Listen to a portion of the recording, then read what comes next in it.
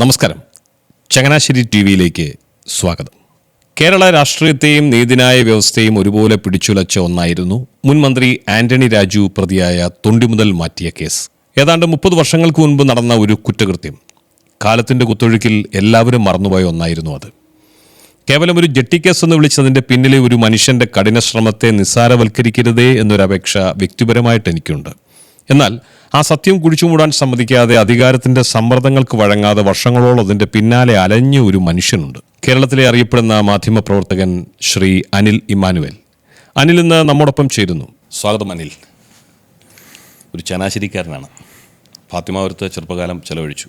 SH സ്കൂളിലായിരുന്നു വിദ്യാഭ്യാസം അല്ലേ? അതെ. ഫാത്തിമാപുരം പള്ളിയുമായിട്ടൊക്കെ ബന്ധപ്പെട്ട് വളരെ സജീവമായി അടുത്ത ബന്ധമുണ്ടായിരുന്നു. Sunday school അധ്യാപകനാണെന്നൊക്കെ. അതെ, കുറച്ച് അതുകൊണ്ട്. അത് ശരി. ഇപ്പം അങ്ങനെയൊക്കെയുള്ള സ്ഥിതിക്ക് ഫാത്തിമാപുരത്ത് ഉള്ള ധാരാളം ആളുകളുമായിട്ട് വളരെ നല്ല ബന്ധമൊക്കെ ഉണ്ടായിരിക്കും. ഒരുപാട് പേരുണ്ട്. SB കോളേജിൽ പഠനം. അതെ. SB കോളേജിൽ പഠിക്കുമ്പോൾ ഒരു കോൺഗ്രസ്സുകാരനായിരുന്നു കേട്ടിട്ടുണ്ട്. KCM ആയിരുന്നു, കേരള സ്റ്റുഡൻസ് കോൺഗ്രസ്. ചെറുപ്പത്തിൽ തന്നെ SB കോളേജിലെ ചെയർമാനായിരുന്നു. ആരായിരുന്നു രാഷ്ട്രീയത്തിൽ കൈപിടിച്ച് കയറ്റും നല്ല റോൾ മോഡൽ എന്നൊക്കെ പറയാൻ പറ്റുന്നത്? അങ്ങനെ നോക്കിയാൽ അന്ന് MLA ആയിരുന്ന CF തോമസ് സാറാണ്. വളരെ സജീവമായിട്ട് ഞങ്ങളൊക്കെ ലീഡ് ചെയ്യുന്നതെന്ന് വേണമെങ്കിൽ പറയാം.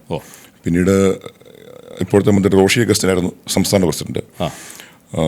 അതുകൂടാതെ വളരെ സജീവമായിട്ട് ഇപ്പോഴത്തെ MLA ജോ മൈക്കിൾ ഉണ്ടായിരുന്നു. BJ ലാലി ഉണ്ടായിരുന്നു. ഇപ്പോഴും വളരെ അടുത്ത ബന്ധം സജീവമായി ഇടപെട്ടുകൊണ്ടിരിക്കുന്ന ജെയിംസ് ജോസഫ് ഉണ്ട്, പായിപ്പാട്. അങ്ങനെ പലരും. അത് ശരി. അപ്പോൾ റോഷിയുമായിട്ടൊക്കെ ഇപ്പോഴും ബന്ധം കീപ്പ് ചെയ്യുന്നുണ്ടോ? ഇപ്പോൾ ഞാൻ കേസിൽ നിൽക്കുമ്പോൾ ഉള്ളതുപോലുള്ള ബന്ധമല്ലല്ലോ നമ്മൾ മാധ്യമപ്രവർത്തനം എന്നുള്ളതായിരിക്കും നിൽക്കുമ്പോൾ. അപ്പോൾ ബന്ധമുണ്ട്. വളരെ നല്ല ഒരു ലീഡർഷിപ്പ് ക്വാളിറ്റി ഉള്ള ഒരാളാണ്. അന്ന് തന്നെ നമുക്ക് വളരെ വ്യക്തമായിരുന്നു. KCയെ വളരെ സജീവമായി അറിയാമല്ലോ. KC എന്ന് പറയുമ്പോൾ അത്ര വലിയ ഒരു പ്രബലമായ വിദ്യാർത്ഥി സംഘടനയൊന്നും അല്ല ഇപ്പോൾ. പക്ഷെ അക്കാലത്ത് ആ ഒരു കരുത്തിലേക്ക് സംഘടനയെ എത്തിച്ച ഒരാൾ റോഷി അഗസ്റ്റിൻ പ്രധാനപ്പെട്ട ഒരാളാണ്. അത്തരത്തിലൊക്കെ ഓർക്കുന്നുണ്ട്.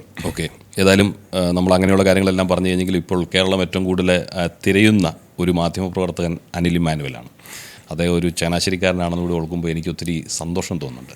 ചങ്ങനാശ്ശേരി TV യെ സംബന്ധിച്ചൊക്കെയാണ് അഭിമാനമാണ് അനിൽ എന്ന് പറയുന്നത്. അപ്പോൾ നമുക്ക് ആ കേസിലേക്കൊന്ന് വരാം. അനിൽ, ഈ കേസ് ഏതാണ്ട് 30 വർഷത്തോളം പഴക്കമുള്ള ഒന്നാണ്. ആന്റണി രാജു എന്ന രാഷ്ട്രീയ നേതാവ് ഉന്നതങ്ങളിലേക്ക് വളർന്നു വരുന്ന ഒരു കാലഘട്ടം. എങ്ങനെയാണ് ഇത്രയും പഴയ ഏതാണ്ട് വിസ്മൃതിയിലായിപ്പോയി എന്ന് പറയപ്പെടുന്ന ഒരു കേസിലേക്ക് താങ്കളുടെ ശ്രദ്ധയെത്തുന്നത്? എന്തായിരുന്നു ആദ്യത്തെ ഒരു സ്പാർക്ക്? അതായത് ഈ 30 വർഷത്തോളം പഴക്കമുള്ള ഏതാണ്ട് വിസ്മൃതിയിലായ ഒരു കേസിലേക്ക് താങ്കളുടെ ശ്രദ്ധ എങ്ങനെയാണ് എത്തിയത്? അതിൻ്റെ പിന്നിലെ ലിങ്ക് എങ്ങനെയാണെന്നൊന്ന് വ്യക്തമാക്കാമോ? 35 വർഷമായി ഇപ്പോൾ. 35-ാം വർഷത്തിലാണ് ഈ വിധി വന്നിരിക്കുന്നത്. ഞാനത് അന്വേഷിക്കുമ്പോൾ, ഈ സജീവമായിട്ട് ഞാനതിലേക്ക് ഇടപെടാൻ ശ്രമിക്കുമ്പോൾ അന്ന് 32 വർഷമായിരുന്നു. 2022-ലാണ് ഞാനതിന് ശ്രമിക്കുന്നത്. ഒരു ഏകദേശം ഞാനൊക്കെ ജോലി തുടങ്ങുന്ന കാലം മുതൽ ഈ കേസിനെ കുറിച്ച് കേൾക്കുന്നുണ്ട്. അതായത് 2025 വർഷമാണ് ഞാൻ ജോലി തുടങ്ങുന്നത്. അപ്പോൾ അന്ന് മുതൽ കേൾക്കുന്നുണ്ട്. പക്ഷേ എന്താണ് യഥാർത്ഥത്തിൽ എൻ്റെ സാഹചര്യമെന്നോ എന്താണ് യഥാർത്ഥത്തിൽ കേസ് എന്നുള്ളതിനെ കുറിച്ചോ മാധ്യമപ്രവർത്തകർക്കോ അല്ലെങ്കിൽ ആർക്കും തന്നെ കാര്യമായ ധാരണയില്ല.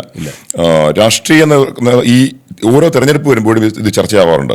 അത് കാരണം ആന്റണി രാജു എന്ന നേതാവ് മത്സരിക്കാൻ ഒരുങ്ങുമ്പോൾ അദ്ദേഹത്തിന് സീറ്റ് നൽകരുത് എന്നുള്ള തരത്തിലെ അഭിപ്രായങ്ങൾ പലപ്പോഴും ഇടാറുണ്ട്. അങ്ങനെ വന്നാണ് ഒരിക്കൽ VS അച്യുതാനന്ദൻ ഇടപെട്ട് അദ്ദേഹത്തെ മാറ്റി നിൽക്കേണ്ട സാഹചര്യം ഉണ്ടായി. അന്ന് V സുരേന്ദ്രൻപിള്ള എന്ന നേതാവ് ജയിച്ചു മന്ത്രിയാവുകയും ചെയ്തു. പക്ഷേ പിന്നീട് അങ്ങനെ ഒരു പ്രശ്നം അദ്ദേഹത്തിനുണ്ടായിട്ടില്ല. അദ്ദേഹം സജീവമായിട്ട് രാഷ്ട്രീയത്തിലുണ്ടായിരുന്നു. അപ്പോൾ അതുകൊണ്ട് തന്നെ ഇത് 2022 അല്ലെങ്കിൽ 21 ഡിസംബറിൽ ഒരു വിഷയത്തിൽ ഏഷ്യാനെറ്റിൻ്റെ ന്യൂസ് അവർ ചർച്ചയിലാണ് പങ്കെടുക്കുമ്പോൾ അഡ്വക്കേറ്റ് ജയശങ്കറാണ് ഈ വിഷയമൊന്ന് പരാമർശിച്ചത്. വിനു വിജോണും ജയശങ്കറും കൂടി ഇതിനെക്കുറിച്ച് പേര് പറയാതെ പരാമർശിച്ചു പോകുന്നത്. അതിനുശേഷം ഞങ്ങളെയൊക്കെ മുതിർന്ന ജേർണലിസ്റ്റായ റോയ് മാത്യു സാർ എന്നോട് ഇതുപോലെ ഇതിനെക്കുറിച്ച് പറയുകയും ചെയ്തു. അപ്പോൾ ഞാൻ ആലോചിച്ചത് എങ്കിലും എന്താ അതിൻ്റെ പൊസിഷൻ ഒന്ന് അറിയാൻ നോക്കാം എന്ന് വിചാരിച്ചു. അതിൻ്റെ രേഖകൾ പരിശോധിക്കാൻ നോക്കുമ്പോൾ ഇത്രയും വർഷം പഴക്കമുള്ളതാണ്. എന്താണ് അവസ്ഥ, ഏത് കോടതിയിലാണെന്ന് പോലും പലർക്കും അറിയില്ല. അപ്പോൾ കോഡ്സ് സംവിധാനമുണ്ട് നമ്മുടെ കോടതികളിലെല്ലാം. സുപ്രീം കോടതി മുതൽ ഏറ്റവും താഴത്തെ കോടതി വരെയുള്ള എല്ലാ കോടതികളുടെയും ഓരോ കേസിൻ്റെയും കാര്യങ്ങൾ അവിടെ നമുക്ക് നോക്കിയെടുക്കാൻ കഴിയും. ഞാൻ ആദ്യം കോഡ്സിലാണ് നോക്കിയത്. കോഡ്സ് നോക്കുമ്പോൾ നെടുമങ്ങാട് കോടതിയിലാണ് അപ്പോൾ കേസുള്ളതെന്ന് മനസ്സിലായി. തിരുവനന്തപുരത്ത് നടന്ന കേസ് നെടുമങ്ങാട് കോടതിയിലിരിക്കുന്നു. എന്താണ് അതിൻ്റെ സാഹചര്യം എന്ന് മനസ്സിലാവുന്നില്ല. ഏതായാലും 2014 മുതൽ 2022 വരെ നെടുമങ്ങാട് കോടതിയിലിരിക്കുകയാണ്. 22 തവണ കേസ് വിളിച്ചിട്ടുണ്ട്. 22 പോസ്റ്റിംഗ് ഇങ്ങനെ ഉണ്ടായിട്ട് ഒറ്റ തവണ പോലും ഈ പ്രതികൾ ഹാജരായിട്ടില്ല. ഒന്നാം പ്രതി വല്ലപ്പോഴും ഹാജരാകും. കോടതി ജീവനക്കാരനാണ് ജോസ് എന്ന് പറഞ്ഞ ഒരാൾ, അയാൾ ഹാജരാകുന്നുണ്ട്. രണ്ടാം പ്രതി ഹാജരാകുന്നില്ല. വല്ലപ്പോഴും ഒക്കെ വക്കീൽ ഹാജരാകുന്നുണ്ട്. പക്ഷെ ഒരിക്കൽ പോലും ഇതിലൊരു അറസ്റ്റ് വാറന്റ് ഉണ്ടായിട്ടില്ല. അപ്പോൾ അതെന്താണ് എന്ന് വലിയൊരു കൗതുകമുണ്ടായി. അപ്പോൾ ഈ കോടതി തന്നെ ഇരിക്കുന്ന ഈ കോടതി JFMC 1 ആണ്, Nedumangad judicial first class magistrate കോടതി 1. അതിൽ രണ്ടാം കോടതി തൊട്ടപ്പുറത്തിരിക്കുന്നുണ്ട്. ഞാൻ വെറുതെ ഒരു കമ്പാരിസൺ ആ കോടതിയിലെ ഒരു കേസ് നോക്കുമ്പോൾ ഈ കേസ് നമ്പർ 811/2014 ആ കോടതിയിൽ ഇതേ നമ്പറുള്ള കേസ് നോക്കുമ്പോൾ ഒരു സത്യൻ എന്ന ഒരാളാണ് പ്രതി. ഒരു വെള്ളമടിച്ച് പ്രശ്നമുണ്ടാക്കിയെന്നോ മറ്റോ ഉള്ളൊരു കേസാണത്. 6 തവണ പോസ്റ്റിംഗ് വെക്കുന്നു, 2 തവണ പ്രതി ഹാജരാകുന്നില്ല, വാറന്റ് ആവുന്നു, പോലീസ് അറസ്റ്റ് ചെയ്ത ആളെ ഹാജരാക്കിയിട്ടുണ്ടാകാം, അടുത്തത് പോസ്റ്റിങ്ങിന് കേസ് ഡിസ്പോസ്ഡ് എന്നാണ് കാണുന്നത്. അപ്പോൾ അങ്ങനെയാണ് കേസുകൾ തീർക്കുന്നത് നമ്മുടെ കോടതികൾ. പക്ഷേ ഇവിടെ 22 ആ കോടതിയിൽ മാത്രം 22 പോസ്റ്റിംഗ് ആയി, ഒരു വാറന്റ് പോലുമില്ല, പ്രതി ഹാജരാകുന്നില്ല. അപ്പോൾ അവിടെ മുതലാണ് ഇതൊന്ന് അന്വേഷിക്കേണ്ടതാണെന്ന് തോന്നി. അപ്പം രേഖകൾക്കായി ശ്രമിക്കുമ്പോൾ വലിയ തടസ്സങ്ങളായിരുന്നു. അല്ല, രേഖകളിലേക്ക് ഞാൻ വരികയാണ്. ഓക്കെ. ഈ നമുക്കറിയാം ഒരു കേസ്, പ്രത്യേകിച്ചൊരു സിവിൽ കേസൊക്കെ നടത്തി മുടിഞ്ഞ കുടുംബങ്ങളുണ്ട്. നമ്മുടെ നാട്ടിൽ വളരെ ഒച്ചഴിയുന്ന വേഗത്തിലാണല്ലോ ഈ കേസിൻ്റെ കാര്യങ്ങളൊക്കെ നടക്കുന്നത്. അപ്പോൾ ഈ പഴയ കോടതി രേഖകളും തൊണ്ടിമുതൽ രജിസ്റ്ററുകളും പരിശോധിക്കുക എന്നത് അത്ര എളുപ്പമുള്ള കാര്യമൊന്നുമല്ല. പ്രത്യേകിച്ച് ഈ ഉന്നതന്മാർക്കെതിരെ നമ്മൾ പോരാടാൻ വേണ്ടി ഇറങ്ങുമ്പോഴത്തേക്ക് നമ്മളെ പുറകോട്ടടിക്കാൻ ഒത്തിരി കാര്യങ്ങളുണ്ടാകും. അപ്പോൾ അന്വേഷണത്തിൻ്റെ ആദ്യഘട്ടത്തിൽ താങ്കൾ വളരെ വെല്ലുവിളികൾ നേരിട്ടുണ്ടാകും എന്നതിൽ എനിക്കൊരു സംശയമില്ല. പഴയ കോടതി രേഖകളും തൊണ്ടിമുതൽ രജിസ്റ്ററുകളും ഒക്കെ പരിശോധിക്കുമ്പോൾ അനിൽ നേരിട്ട പ്രധാന വെല്ലുവിളികൾ എന്തൊക്കെയായിരുന്നു എന്ന് പറയാം? ഏറ്റവും പ്രധാന വെല്ലുവിളി എന്ന് പറയുന്നത് ഇതിൻ്റെ രേഖകൾ ശേഖരിക്കുക എന്നുള്ളതാണ്. അത് രേഖകൾ നമ്മൾ പറയുന്ന പോലെ തപ്പിയെടുക്കുന്നതിൻ്റെ ബുദ്ധിമുട്ടല്ല, ഇതിന് അനുമതി കിട്ടുന്നതാണ് ഏറ്റവും പ്രധാന പ്രശ്നം. അപ്പോൾ ഞാൻ ആദ്യം നെടുമങ്ങാട് കോടതിയിൽ, അത് ഞാൻ കേസിലെ വാദിയും പ്രതിയും അല്ലാത്തതുകൊണ്ട് എനിക്കിത് കിട്ടാൻ സാധാരണ നിലയ്ക്ക് അർഹതയില്ല. പക്ഷേ അതിന് വകുപ്പുണ്ട്. റൂൾ 226 എന്ന് പറഞ്ഞ് ക്രിമിനൽ റൂൾസ് ഓഫ് പ്രാക്ടീസിൽ ഒരു വകുപ്പുണ്ട്. അത് പ്രകാരമാണ് ഞാൻ അപ്ലൈ ചെയ്യുന്നത്. ഞാൻ ആപ്ലിക്കേഷൻ കൊടുക്കുന്നു, പക്ഷേ അങ്ങനെ ഒരു പരിപാടിയില്ല, നടക്കില്ല എന്ന് കോടതി ഇത് പറയുന്നു. മജിസ്ട്രേറ്റിനെ കാണണമെന്ന് ഞാൻ പറയുന്നു. അതിനും ഒന്നും അവർ തയ്യാറാണ്. പല ദിവസങ്ങളിലാണ്. ഞാനന്ന് എറണാകുളത്ത് അരൂർ ഓഫീസിലാണ്, മനോരമ അരൂർ ഓഫീസിലാണ് ഞാൻ ജോലി ചെയ്യുന്നത്. ഞാൻ അവിടെ നിന്ന് ഞാൻ ആ സമയത്ത് ചില അത്യാവശ്യങ്ങൾക്ക് ലീവ് എടുത്ത് 1-2 മാസം ലീവ് ഉണ്ടായിരുന്നു. ആ ലീവിനിടയിലാണ് ഞാൻ അതിനോട് ശ്രമിക്കുന്നത്. തിരുവനന്തപുരത്ത് പോയി വന്ന് നിൽക്കുകയായിരുന്നു. അപ്പോൾ അങ്ങനെ അനുവദിക്കാൻ കഴിയില്ല എന്ന് പറയുന്നു. മജിസ്ട്രേറ്റിനെ കാണണമെന്ന് പറയുന്നു. മജിസ്ട്രേറ്റ് കാണാൻ തയ്യാറാവുന്നില്ല. അപ്പോൾ അങ്ങനെ പല ദിവസങ്ങൾ പോയ ശേഷം പിന്നീട് അവർ മജിസ്ട്രേറ്റ് എഴുതിയതാണെന്ന് പറഞ്ഞ് എനിക്ക് ഫയലിൻ്റെ മുകളിൽ ഒരു ഡിനൈഡെന്ന് എഴുതി തന്നു. ഞാൻ പറഞ്ഞു ഇങ്ങനെയല്ല, എനിക്ക് രേഖാമൂലം ആണ് വേണ്ടത്. അപ്പോൾ അതെന്തിനാണെന്ന് ചോദിച്ചു. ഞാൻ പറഞ്ഞു ഹൈക്കോടതിയിൽ പോകാനാണ് എന്ന് പറഞ്ഞു. പക്ഷേ നടക്കുന്നില്ല. പിന്നീട് ഒരു ദിവസം അവിടെ എത്തുമ്പോൾ നടക്കുന്നില്ല എന്ന് ഉറപ്പായി കഴിഞ്ഞപ്പോൾ ഞാൻ അവിടെ ഇരുന്നുണ്ട് ഹൈക്കോർട്ട് വിജിലൻസിന് പരാതി അയക്കാനുണ്ടായത്. ഹൈക്കോർട്ട് വിജിലൻസിൽ പരാതി അയക്കുമ്പോൾ അന്ന് ഹൈക്കോർട്ട് വിജിലൻസിൽ ജോലി ചെയ്യുന്ന DYSP ജോസഫ് സാജു ഉണ്ട്. അദ്ദേഹം ഇപ്പോൾ SP ആയി റിട്ടയർ ചെയ്തു. അതുകൊണ്ടാണ് ഞാൻ അദ്ദേഹത്തിൻ്റെ പേര് പറയുന്നത്. അല്ലെങ്കിൽ അദ്ദേഹം വലിയ ഉപദ്രവങ്ങൾ നേരിടേണ്ടി വരും. അപ്പോൾ അവിടെ നിന്ന് അദ്ദേഹം അങ്ങനെ ഒരാൾ അവിടെ സഹായിക്കാനുണ്ടായിരുന്നു. അദ്ദേഹം അത് ഹൈക്കോടതി രജിസ്ട്രിയുടെ ശ്രദ്ധയിൽപ്പെടുത്തുകയും ഒക്കെ ചെയ്ത് അങ്ങനെ ഒരു ഇടപെടൽ ഉണ്ടായപ്പോഴാണ് നെടുമങ്ങാട് കോടതിയിൽ നിന്ന് മജിസ്ട്രേറ്റ് എന്നെ കാണാൻ തയ്യാറാവുന്നു. എന്നെ കാണണമെന്ന് പറയുന്നു. അപ്പോൾ ഞാൻ പറഞ്ഞു വേണ്ട, എനിക്ക് മറുപടി തന്നാൽ മതി. അപ്പോൾ കാണാൻ കഴിയില്ലെന്ന് മുമ്പ് പറഞ്ഞതാണല്ലോ. അല്ല, കാണണമെന്ന് നിർബന്ധമായിട്ട് പറയുന്നു. ശരി, കാണാമെന്ന് പറഞ്ഞു. അപ്പോൾ കാണാൻ തുടങ്ങിയപ്പോൾ എന്നെ ഞെട്ടിച്ചുകൊണ്ട് അദ്ദേഹത്തിൻ്റെ എന്തിനാണ് എല്ലാവരുടെയും കാര്യത്തിൽ ഇങ്ങനെ എത്തി നോക്കുന്നത്? ഞാനത് അറിഞ്ഞിട്ടുണ്ട്. ഒരു കോടതിയിൽ നിന്ന് ഒരു വ്യക്തിക്ക് വേണ്ടി നമ്മളോട് നിങ്ങൾ എന്തിനാണ് ഇതിനകത്തൊക്കെ ഇടപെടുന്നതെന്ന് ചോദിച്ചു. ഇടപെടുന്നതിൽ എത്തി നോക്കുന്നത് എന്തിനാണ്? ഒരു വല്ലാത്ത ഒരു മോശം പ്രയോഗമാണത്. അപ്പോൾ ഞാൻ പറഞ്ഞു, ഞാൻ ഞെട്ടിപ്പോയി. ഞാൻ പറഞ്ഞു ഞാനൊരു പൗരനാണ്, അദ്ദേഹം ഒരു മന്ത്രിയാണ്, പോരാത്തിന് ഇതിൽ പബ്ലിക് ഇൻട്രസ്റ്റ് ഉണ്ട്. ഇതിന് നിയമപരമായിട്ട് വകുപ്പുകൾ പ്രകാരമാണ് ഞാൻ അപ്ലൈ ചെയ്തിരിക്കുന്നത്. അപ്പോൾ പിന്നെ അങ്ങനെ ഒരു സംസാരം എന്താണ് എന്ന് ഞാൻ ചോദിക്കുമ്പോൾ ഞാൻ അങ്ങനല്ല, പീപ്പിംഗ് ടോം എന്നല്ല ഞാൻ ഉദ്ദേശിച്ചെന്നൊക്കെ അദ്ദേഹം ന്യായം പറയുന്നു. പക്ഷേ പിന്നീട് അദ്ദേഹം ഒരുപാട് നൂലാമാലകളൊക്കെ പറയുന്നുണ്ട്. അപ്പോൾ ഞാനൊരു കോടതിയിൽ വാദിക്കുന്ന പോലെയൊക്കെ ഞാൻ ചില കാര്യങ്ങൾ അവിടെ ഉന്നയിക്കേണ്ടി വന്നു. അദ്ദേഹത്തിൻ്റെ ചേംബറിലാണ് കാണുന്നത്. അപ്പോൾ പിന്നെ മുമ്പ് ഇതുപോലെ ഈ റൂൾ 226 പ്രകാരം അപ്ലൈ ചെയ്തിട്ടുള്ള ആളുകളുടെ കാര്യത്തിൽ വളരെ വിരളമായിട്ടാണ് ഹൈക്കോടതിയുടെ ഇടപെടൽ ഉണ്ടായിട്ടുണ്ട്. അത് പഴയ അത്തരം ചില കേസ് രേഖകളൊക്കെ ഞാൻ അദ്ദേഹത്തെ എടുത്ത് കാണിക്കേണ്ടി വരുന്നുണ്ട്. അപ്പം അങ്ങനെ കാണിക്കുന്നു. പിന്നീട് അദ്ദേഹം വേറെ ചില നടപടിക്രമങ്ങൾ പറയുന്നു. ഏതാണ്ട് എല്ലാം പൂർത്തിയാക്കി പിന്നെ ഏതാണ്ട് ദിവസങ്ങൾ കൊണ്ട് രേഖ എടുക്കാൻ തുടങ്ങുമ്പോൾ ഇതെല്ലാം പൊടിഞ്ഞു പോകുന്ന അവസ്ഥയിലാണ് ഇരിക്കുന്നത്. 30 വർഷം കഴിഞ്ഞല്ലോ. അപ്പോൾ അതിൽ നിന്ന് വലിയ ശേഖരമാണ്. അപ്പോൾ അതിൽ നിന്ന് ഏതെല്ലാമാണ് നമുക്ക് വേണ്ടതെന്നും എളുപ്പത്തിൽ തിരിച്ചറിയാൻ കഴിയില്ല. അപ്പോൾ ആ ഘട്ടത്തിൽ ഞാൻ ഇതിൽ അന്വേഷണ സംഘത്തിനുണ്ടാകുന്ന മുമ്പുണ്ടായിരുന്ന ചില ആൾക്കാരെയൊക്കെ ബന്ധപ്പെട്ടു. ആദ്യം അവരോട് സഹകരിക്കാൻ തയ്യാറായിരുന്നില്ല. പക്ഷേ പിന്നീട് ഞാൻ ഇതുവരെ എത്തിച്ചു കാര്യങ്ങളെന്ന് അറിഞ്ഞപ്പോൾ സഹകരിക്കാൻ തയ്യാറാണ്. അതിൽ പ്രധാനപ്പെട്ട ഒരാൾ പേര് പറയുന്നത് KK ജയമോഹൻ എന്ന് പറഞ്ഞിട്ട് അന്നത്തെ CI ആയിരുന്നു. അദ്ദേഹം SP ആയിട്ട് റിട്ടയർ ചെയ്തതാണ്. അപ്പോൾ അദ്ദേഹത്തോട് ഞാൻ ചോദിക്കുന്നു, അദ്ദേഹം തുടക്കത്തിലൊക്കെ വളരെ അങ്ങനെ മാധ്യമങ്ങളുമായിട്ട് വലിയ ബന്ധം ഉണ്ടായിരുന്ന ഒരാളല്ല. എനിക്കും പേഴ്സണൽ ബന്ധമൊന്നും ഉണ്ടായിരുന്നില്ല. പക്ഷേ ഇതിൽ എഫേർട്ട് എടുക്കുന്നു എന്ന് അറിഞ്ഞപ്പോൾ അദ്ദേഹം കുറച്ച് കാര്യങ്ങളൊക്കെ പറഞ്ഞു തരാൻ തയ്യാറായി, പറഞ്ഞു തരുന്നു. അപ്പോൾ അതനുസരിച്ച് ഞാൻ ചില രേഖകളൊക്കെ എടുക്കുന്നു. അങ്ങനെ ഒരു ഏതാനും ദിവസങ്ങൾ കൊണ്ട് രേഖകൾ ശേഖരിച്ച് കഴിഞ്ഞപ്പോഴാണ് അദ്ദേഹത്തെ നേരിട്ട് കാണുന്നത്. ഈ കെ ജയമോഹനെ കാണുന്നു. അദ്ദേഹം വളരെ എന്താ പറയുന്ന ഒരു ഞെട്ടലാണ് അദ്ദേഹം പിന്നീട് പറയുമ്പോൾ അദ്ദേഹം ഞെട്ടിപ്പോയി എന്നുള്ളത്, അതിശയിച്ചു പോയി. കാരണം ഈ രേഖകൾ കിട്ടുന്നു അദ്ദേഹം ഒരിക്കലും പ്രതീക്ഷിച്ചിട്ടില്ല. അപ്പോൾ അവിടെ മുതൽ അദ്ദേഹം കാര്യങ്ങൾ സംസാരിക്കും. അദ്ദേഹവും പിന്നീട് DGP ആയിട്ട് വിരമിച്ച TP സെൻകുമാർ അദ്ദേഹവും പിന്നീട് ഇതിൽ ചില നടപടിക്രമ ചില കാര്യങ്ങളൊക്കെ പഴയ കാര്യങ്ങളൊക്കെ പറഞ്ഞത് സഹായിക്കുകയുണ്ടായി. പിന്നീടുള്ളതാണ് ഏറ്റവും വലിയ വെല്ലുവിളി. അതായത് ഈ അധികാരത്തിൻ്റെ ഉന്നത ശ്രേണിയിലിരിക്കുന്ന ഒരാൾക്കെതിരെ ഇത്തരം ഒരു അന്വേഷണം നടത്തുമ്പോൾ സ്വാഭാവികമായും നമുക്ക് പല മേഖലയിൽ നിന്നും സമ്മർദ്ദങ്ങളുണ്ടാകും, പ്രലോഭനങ്ങൾ വരും, പിന്തിരിപ്പിക്കാനുള്ള ശ്രമങ്ങൾ, അല്ലെങ്കിൽ ധനം തരാമെന്ന് പറയുക, അങ്ങനെ ഒരു സൈക്കോളജിക്കൽ മൂവ് നടക്കുന്നുണ്ട്. അപ്പോൾ ഇത്തരം അനുഭവങ്ങൾ എന്തെങ്കിലും ഉണ്ടായിട്ടുണ്ടായിരിക്കും എന്നുള്ള കാര്യത്തിൽ എനിക്കൊരു സംശയമില്ല. അങ്ങനെ എന്തെങ്കിലും വെളിപ്പെടുത്താനുണ്ടോ? അതിൽ എടുത്തു പറയേണ്ട ഒരു കാര്യം, നമ്മുടെ നാട്ടിൽ കേരളത്തിൽ താരതമ്യേന സുരക്ഷിതമായിട്ടൊക്കെ നമുക്ക് ജേർണലിസം മാധ്യമപ്രവർത്തനം നടത്താൻ പറ്റുന്ന ഒരു സ്ഥലം തന്നെയാണ്. പക്ഷേ നമ്മുടെ കൂട്ടത്തിലുള്ള പലരും അതിന് ശ്രമിക്കുന്നില്ല എന്നുള്ളതാണ് അതിൻ്റെ ഒരു ദുഃഖകരമായ വസ്തുത. അതിലേറ്റവും പ്രധാനം നമ്മുടെ മാധ്യമ സ്ഥാപനങ്ങളുടെ ഒരു നിലപാട് തന്നെയാണ്. മാധ്യമ സ്ഥാപനങ്ങൾക്ക് ഇത്തരം ഗൗരവമുള്ള കാര്യങ്ങൾ ഇടപെടാൻ വലിയ താല്പര്യമില്ല. ഇപ്പം എന്നോട് തന്നെ അത് പറയുമ്പോൾ ഇതിലേറ്റവും പ്രധാന വെല്ലുവിളി, ഞാൻ ജോലി ചെയ്ത മാധ്യമ സ്ഥാപനം എന്നോട് തന്നെ ചോദിക്കുന്നത് എന്തിനാണ് ഇത്ര വർഷം പഴക്കമുള്ള ഇതിൻ്റെയൊക്കെ പുറകെ പോകുന്നത്, വേറെ ആരും ഇതിൻ്റെ പുറകെ പോയില്ലല്ലോ എന്നാണ് എന്നോട് ഈ രേഖകളെല്ലാം ശേഖരിച്ച് ഞാൻ എത്തിക്കുമ്പോൾ എന്നോട് ചോദിക്കുന്നത്. സാധാരണ ഞാൻ 17 വർഷം അവിടെ ജോലി ചെയ്തിട്ടുണ്ട് മനോരമ ന്യൂസ് ചാനലിൽ. അതിന് മുമ്പൊക്കെ ചില വാർത്തകളുടെ കാര്യത്തിലൊക്കെ ചില താല്പര്യങ്ങളൊക്കെ പറയാറുണ്ടെങ്കിലും അതൊക്കെ ഒരുവിധം വലിയ ബുദ്ധിമുട്ടില്ലാതെ പോയിട്ടുണ്ട്. പക്ഷേ ഇവിടെ വരുമ്പോൾ ഇത് കൊടുക്കാൻ കഴിയില്ല എന്ന് തന്നെയാണ് എന്നോട് പറഞ്ഞത്. പ്രധാനമായിട്ട് പറയുന്ന കാര്യം, സർക്കാരിനെ അങ്ങനെ ബുദ്ധിമുട്ടിക്കാൻ കഴിയില്ല.